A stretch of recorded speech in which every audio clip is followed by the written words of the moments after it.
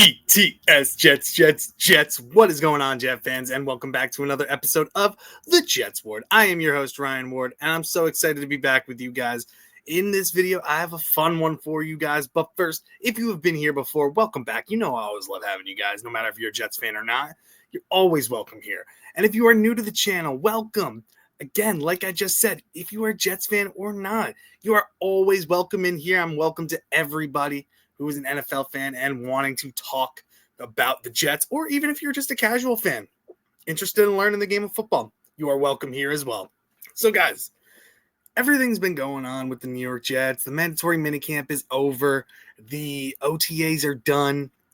And it's been great news going around with the New York Jets. A lot of good stuff. A lot of people buying into the team. But I'm interested tonight in talking with you guys about all of the cool rumors and news going around the Jets. Some of it really good. Some of it, I don't understand why it's still coming out. But guys, getting into it, the first thing I want to talk to you guys about is possible contract extensions for Garrett Wilson and Sauce Gardner. There are rumors that, and according to Sauce himself, that his agent and the New York Jets have been discussing contracts.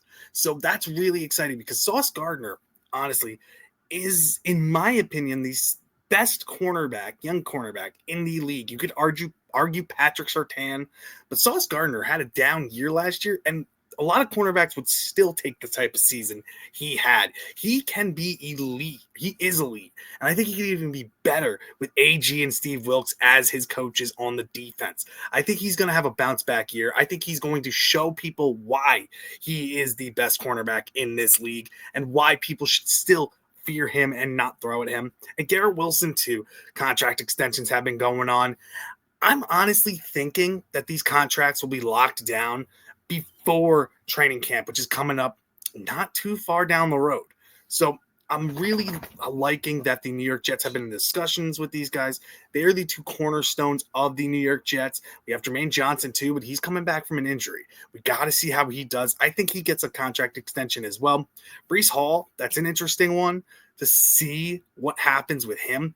But I'm really loving that Garrett Wilson and Sauce Gardner are getting the love from the Jets because both of them have been very, very vocal about wanting to be Jets for life, especially Sauce Gardner and Garrett Wilson coming around. And he's looking like he's having a lot more fun with Justin Fields as his quarterback as well. So making your number one receiver happy and your number one cornerback happy, very, very good for the New York Jets. Lock these guys down, get them their contracts. They deserve it. They have been so good for us so far.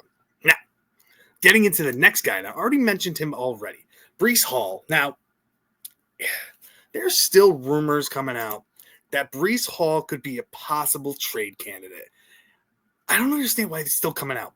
Why would the Jets, who have a strength in the running back room, it's the best part of their team, in my opinion, why would they get rid of the best running back we got? He is still young. I understand he's got a couple injuries in his career with the New York Jets. He's coming off apparently a serious injury last year that he was dealing with, but still played and still fought. He is somebody I think could be a bell cow running back for the New York Jets. I still believe in him. He has shown flashes that he can be great, and he's great receiving out of the backfield too. He could be this dominant running back for the New York Jets.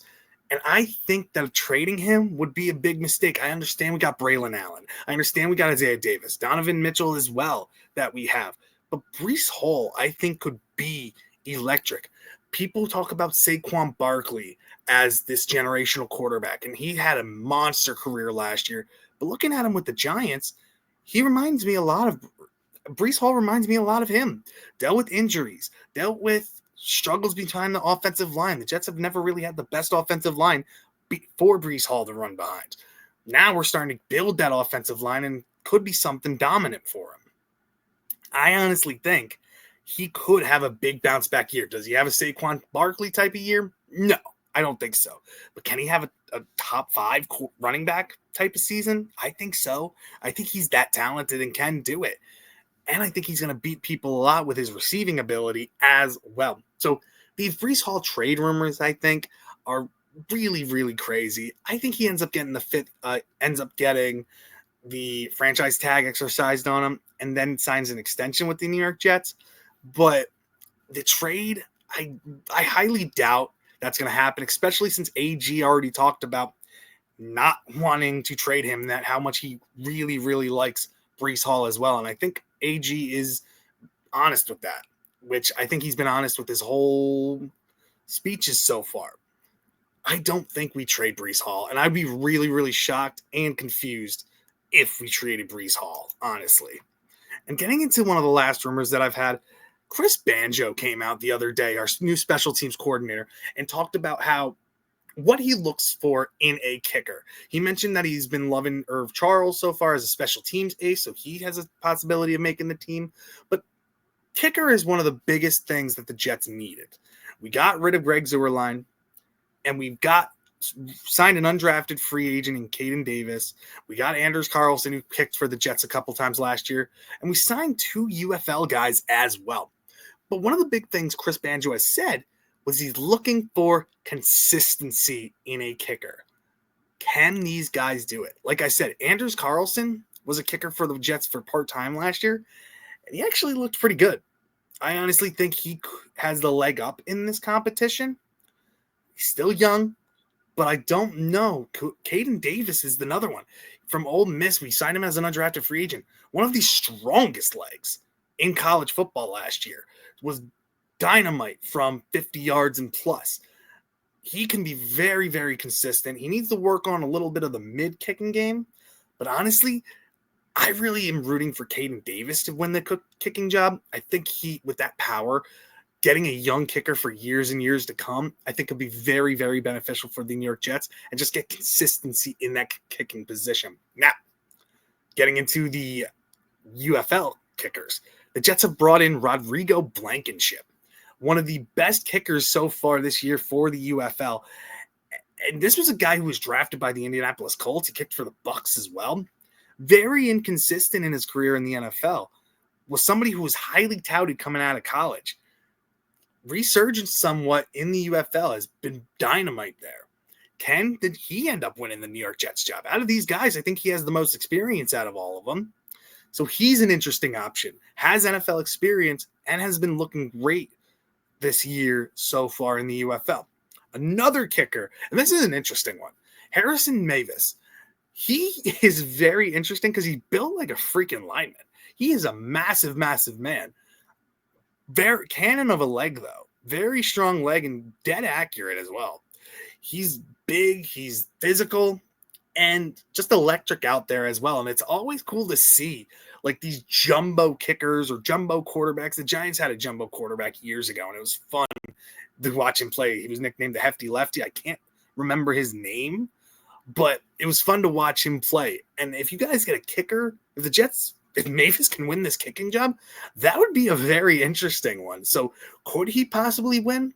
My prediction is that Caden Davis ends up winning the kicking job, and Rodrigo Blankenship ends up getting another opportunity at another NFL team, maybe the Dolphins or somewhere like that, maybe the Giants.